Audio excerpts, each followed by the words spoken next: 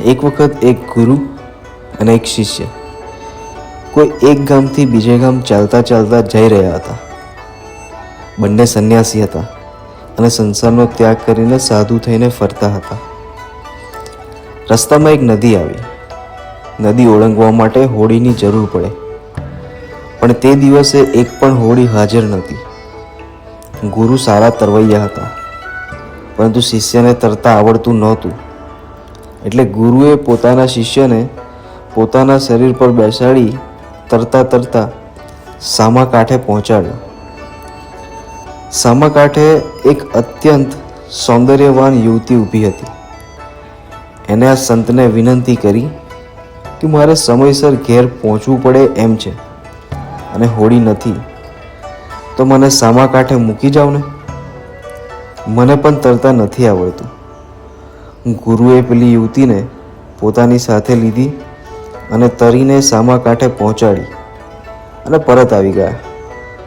પછી ગુરુ શિષ્ય બંને ચાલવા લાગ્યા. બીજે ગામ પહોંચી ગયા. ત્યાં રાતવાસો કરી આગળ નીકળી ગયા. ગુરુએ અનુભવ્યું કે કેટલાક દિવસથી આ શિષ્ય બહુ વ્યાકુળ હોય એવું લાગે છે. એટલે એને શિષ્યને પૂછ્યું, બેટા કંઈ તકલીફ છે? હું જોઉં છું કે કેટલાક દિવસથી કામમાં કે ધ્યાનમાં તું એકાગ્ર નથી થઈ શકતો. શિષ્યએ કહ્યું, ગુરુજી, મને માફ કરજો, પણ તે દિવસે તમે પેલી યુવતીને ઉપાડીને તમારા શરીર પર બેસાડીને નદીના સામા કાંઠે લઈ ગયા હતા. એક સંન્યાસી તરીકે આપણને આ શોભે?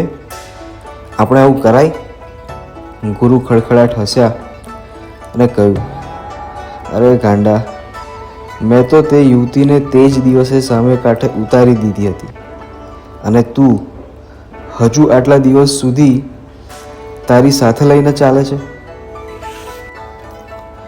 મિત્રો, જીવનની એવી ઘણી ઘટનાઓ હશે જેને આપણે આ મૂર્ખ શિષ્યની જેમ સાથે લઈને ફરીએ છીએ અને દુઃખી થઈએ છીએ.